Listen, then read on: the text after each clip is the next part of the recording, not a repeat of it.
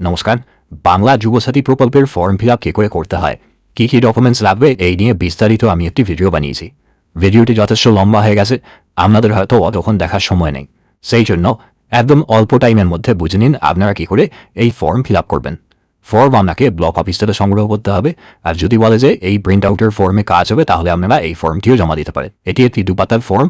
প্রথমে আছে এখানে একটি আপনার colour passport size photograph paste করতে হবে, লাইট কালার অথবা সাদা ব্যাকগ্রাউন্ড হলে ভালো হয়। এখানে ফটোটা পেস্ট করার পর ফটোর উপর দিয়ে একটা সই করবেন, মার্কার পেনে করে সই করলে ফটোর উপর দিয়েও সই করা যাবে। আর এখানে বলে দিয়েছে সব কিছু ইংরাজি বড় হাতের অক্ষরে লিখতে হবে। চলে আসছি মেন ফর্মে। প্রথম অপশনে বলা হয়েছে দুয়ারে সরকার রেজিস্ট্রেশন নাম্বার, এই ঘরটাই লিখতে হবে। এটা আপনারা কোথা থেকে পাবেন? যেখানে ক্যাম্প হচ্ছে ওই ক্যাম্পেই একটি রেজিস্ট্রেশন নাম্বার আপনাকে দিয়ে দেবে। সেই রেজিস্ট্রেশন নাম্বারটা পরপর 1 2 3 4 এই আকারে পরপর লিখে দেবেন। তারপর আছে আধার কার্ড নাম্বার, আপনার সঠিক যে আধার কার্ড নাম্বারটি আছে সেটাই পরের ঘরে লিখে দেবেন। তারপর আছে বেনিফিশিয়ারি নেম, মাধ্যমিকের সার্টিফিকেট বা মাধ্যমিকের অ্যাডমিটে আপনার যে নামটি আছে সেই নামটি এইভাবে পরপর লিখবেন। অবশ্যই নাম আর সারনেম অথবা নাম, মিডিল নেম আর সারনেম এর মাঝখানে একটা করে গ্যাপ রাখবেন। একটি উদাহরণ দিয়ে দেখিয়ে দিচ্ছি। ধরা গেল আপনার নাম সন্তু কুমার দাস, সেক্ষেত্রে এখানে SANTU সন্তু একটা গ্যাপ দিলেন, তারপর দিলেন কুমার KUMAR সন্তু কুমার, তারপর লিখলেন দাস DAS। এইভাবে নিজের নামটা ফিল আপ করবেন। তারপর আপনার ফোন নাম্বার যেটা ব্যাঙ্ক অ্যাকাউন্টের লিঙ্ক আছে সেই ফোন নাম্বারটা এই পরের ঘরে লিখে দেবেন। তারপর বলা হয়েছে ইমেল আইডি, যদি আপনার কাছে অ্যান্ড্রয়েড ফোন থাকে সেখানে ইমেল আইডি পেয়ে যাবেন, ইমেল আইডিটা এখানে বসিয়ে দেবেন। তারপর আপনার জেন্ডার, আপনি যদি পুরুষ হয়ে থাকেন মেল, মহিলা হলে ফিমেল অথবা অন্যান্য ক্যাটাগরি হয়ে থাকলে আদার্স, এই অপশনে টিক মার্ক দেবেন। অনেকেই বলছিলেন মহিলারা ফিল আপ করতে পারবে কিনা। হ্যাঁ, যারা লক্ষ্মী ভান্ডার পায় না তারা ফিল আপ করতে পারবে। তারপর আছে ডেট অফ বার্থ, আপনার সঠিক যে জন্ম তারিখ আছে মাধ্যমিকের অ্যাডমিট বা মাধ্যমিকের সার্টিফিকেট অনুযায়ী সেটা এখানে বসিয়ে দেবেন। দেখা গেল 1/12/2000 এরকমভাবে ডেট অফ বার্থটা বসিয়ে দেবেন। এবং তারপর আপনার 1/4/2026 বয়স কত সেটা এখানে বসাতে হবে। 1/4/2026 আপনার 21 বছর 1 দিন অথবা 40-এর মধ্যে যদি বয়স হয়ে থাকে সেটা এখানে বসাবেন। শুধুমাত্র ইয়ারে বছরে বসাবেন, ঠিক আছে? কত বছর বয়স হচ্ছে সেটাই বসাবেন। একই রকমভাবে আপনার বাবা এবং মায়ের নাম এই ঘরে লিখে দেবেন। ঠিক প্রথমে নাম লিখতে গিয়ে এবং টাইটেল লিখতে গিয়ে যেমন একটা ঘর ফাঁকা দিতে বলেছি, একই রকমভাবে মায়ের নাম আর বাবার নাম লেখার সময় একটা করে ঘর ফাঁকা দেবেন। তারপর আপনি যদি বিবাহিত হয়ে থাকেন, পুরুষরা তার স্ত্রীর নাম লিখবে এবং স্ত্রীরা তার স্বামীর নাম এই ঘরে লিখে দেবে। তারপর বলা হয়েছে ক্যাটাগরি, যদি আপনি জেনারেল হয়ে থাকেন জেনারেলের উপর টিক মার্ক দেবেন, অন্যথায় SC ST বা OBC হয়ে থাকলে যেটা সঠিক হবে সেটার উপর টিক মার্ক দেবেন।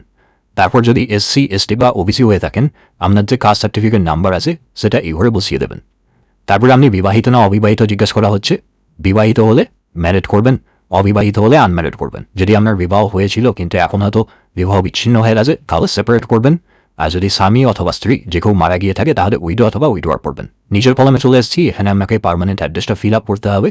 বাড়ির নাম্বার কোথায় পাবেন? বাড়ির নাম্বার আপনাদের ভোটার লিস্টে বাড়ির নাম্বারটা পেয়ে যাবেন। যদি না থাকে তাহলে গ্রামের নাম এখানে বসিয়ে দিতে পারেন। তারপর আপনার গ্রামের নাম কি আছে সেটা পরের ঘরে একই বসিয়ে দেবেন। পোস্ট অফিসের নাম সঠিক যেটা আপনার সেটা এখানে লিখতে হবে। তারপর আপনার গ্রাম পঞ্চায়েতের নাম কি আছে এইভাবে লিখবেন। তারপর আপনার ব্লক বা মিউনিসিপ্যালিটি যেটা আছে আর কি আপনার অ্যাড্রেসের, সেই ব্লকের নাম অথবা মিউনিসিপ্যালিটির নাম এই ঘরে বসিয়ে দেবেন। তারপর আপনার থানার নাম কি আছে সেটা তার পরের ঘরে বসাবেন। আপনার জেলার নাম কি আছে সেটাই নিচের ঘরে বসাবেন। তারপর আপনার পিনকোড যেটা আছে এটা নিচের ঘরে পিনকোড বসিয়ে দেবেন। স্টেট বসানোর দরকার নেই, অলরেডি ফিল আপ হয়েই আছে। চলে এসেছে দ্বিতীয় কথা, এখানে মাধ্যমিক অথবা সমতুল পরীক্ষার বিবরণ। এবার অনেকে বলছেন আমি ওপেন থেকে পাস করেছি, আমি কি দিতে পারবো? হ্যাঁ, মাধ্যমিক বা সমতুল বলেছে। মাধ্যমিকের সমতুল যদি কোনো পরীক্ষা থেকে থাকে সেটা যদি আপনি পাস করে থাকেন তার রোলটা প্রথমে ঘরে বসাবেন এবং নাম্বারটা এই ঘরে বসাবেন। রোল আর নাম্বার আলাদা হবে থাকে, সেই জন্য প্রথমে রোল তারপর নাম্বার বসিয়ে দেবেন।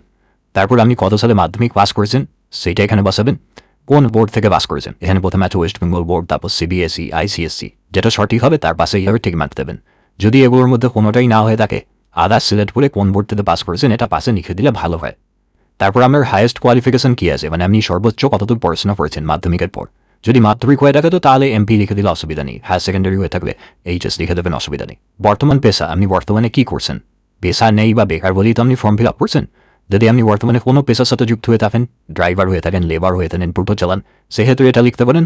যদি কিছু না থাকে তাহলে নাথিং লিখে দিতে পারেন। সব কিছু ইংরেজিতে ফিল আপ করতে হবে।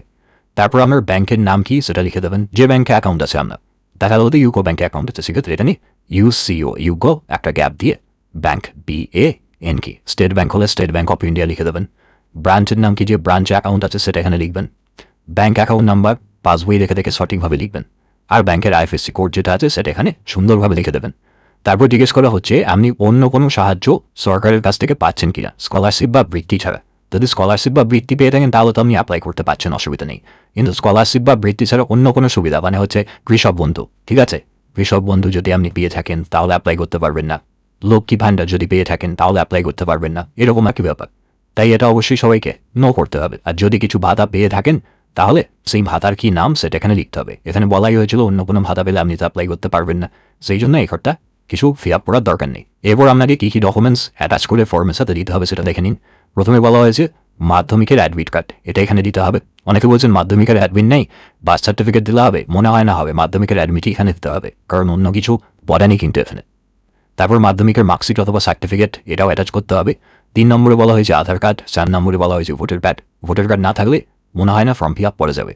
5 নম্বরে বলা হয়েছে ব্যাংকের পাসবই। ব্যাংকের পাসবই যদি না থাকে সেক্ষেত্রে ক্যান্সেল চেক দিয়ে দিতে পারেন। আর যদি আপনি জেনারেল ব্যতীত অন্য কোনো কাস্টের হয়ে থাকেন সেই কাস্ট সার্টিফিকেট এখানে দিতে হবে। প্রত্যেকটা ডকুমেন্টস আপনাকে জেরক্স করতে হবে, জেরক্স করার পর সেলফ অ্যাটেস্টেড করতে হবে। কীরকম সেলফ অ্যাটেস্টেড হয়, ধরুন এরকম একটা ডকুমেন্টস হলো, নিচে যে ফাঁকা জায়গাটা আছে এখানে আপনি SELF self ATTES TED self attested এই কথাটা নিলেন, তারপর আপনার যে নাম আছে সেই নামটা এখানে আপনি লিখে দিলেন। আর এখানে একটি ঘোষণাপত্র আছে যেখানে বলা হচ্ছে আপনি পশ্চিমবঙ্গের বাসিন্দা, আপনি শুধুমাত্র বৃত্তি পাচ্ছেন, অন্য কোনো সরকারের কাছ থেকে সুযোগ সুবিধা পাচ্ছেন না। যদি এই তথ্যগুলো মিথ্যে হয়ে থাকে তাহলে সরকার আপনার এগেন্স্টে ব্যবস্থা নেবে। এই কথাগুলো লেখা আছে বা এগুলো সেলফ ডিক্লারেশন হিসাবে লেখা আছে। আর একদম নিচের দিকে এখানে ডেট হবে, মানে আপনি যেদিন ফর্মটা জমা করছেন সেই ডেটটা হবে, আর আপনার সইটা এই আবেদনকারী স্বাক্ষর এর উপরটাই হবে। এখানে অবধি আপনার ফর্ম ফিল আপের কাজ শেষ। এবারে এই নিচে দেখুন একটা রিসিপ্ট টাইপের আছে, এই রিসিপ্টটাই আপনাকে কেটে ফেরত দেওয়া হবে আপনি যে ফর্ম জমা দিয়েছিলেন। এখানে ওই একই দুয়ারে সরকার রেজিস্ট্রেশন নাম্বারটা বসিয়ে দিতে হবে। তারপর এখানে আই দেওয়ার পর আপনার নাম, নিজের নাম হবে, তারপর এখানে আপনার গার্জেনের নাম হবে, আপনি কবে ফর্ম জমা দিলেন সেই ডেটটা এখানে বসাবেন, আপনার ফোন নাম্বার এখানে বসাবেন এবং আপনার আধার কার্ড নাম্বারটা এখানে বসাবেন। এগুলো আপনাকেই ফিল আপ করতে হবে, তারা ফিল আপ করবে না। আর রিসিভ অন কত তারিখ আপনি ফর্ম জমা দিচ্ছেন সেই ডেটটা আবার এখানে বসাতে হবে। আর ফর্ম জমা দেওয়ার পর যারা ফর্ম জমা নেবে নাকি সেই আধিকারিকরা আপনাকে এখানে সই আর একটা স্ট্যাম্প করে এই অংশটা কেটে আপনাকে ফেরত দিয়ে দেবে। এটাই আপনাকে রাখতে হবে, ভবিষ্যতে যদি কোনো স্ট্যাটাস দেখার অপশন দেয় এইটা দিয়ে আপনাকে চেক করে দেখতে হবে, বা কোনো সময় টাকা আপনি পেলেন না সেক্ষেত্রে আপনি প্রমাণ দেখাতে পারবেন যে আমি ফর্ম জমা দিয়েছি, আমি এখানে টাকা পাইনি। এটাই হচ্ছে ফর্ম ফিল আপ করার সহজ পদ্ধতি। আশা করি বোঝাতে পারলাম যুবসাথী প্রকল্পের ফর্ম কীভাবে আপনারা ফিল আপ করবেন। ভিডিও যদি ভালো লেগে থাকে অবশ্যই একটি লাইক করবেন। ভিডিও দেখার জন্য অসংখ্য ধন্যবাদ, ভালো থাকবেন।